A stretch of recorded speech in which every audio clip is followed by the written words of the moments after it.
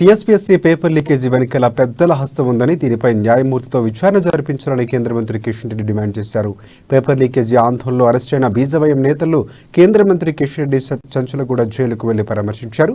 Paper లీకేజీతో తెలంగాణలో ఉన్న యువత అంతా ఆక్రోశంతో ఉన్నారని కూడా కిషన్ రెడ్డి అన్నారు. పేపర్ లీకేజీ ప్రభుత్వం చేతగానితనమని కూడా కిషన్ రెడ్డి విమర్శించారు.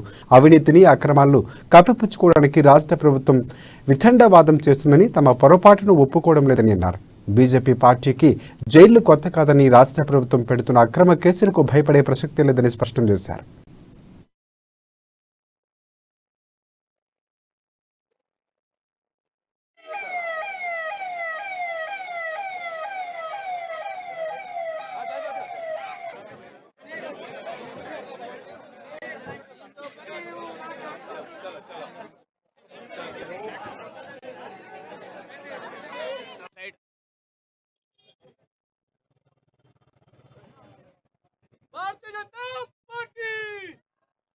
తెలంగాణలో ఉన్నటువంటి విద్యార్థులు, నిరుద్యోగ యువకులు తీవ్రమైనటువంటి ఆవేదనతో ఉన్నారు. ముఖ్యంగా పేద మధ్యతరగతి కుటుంబాలకు సంబంధించినటువంటి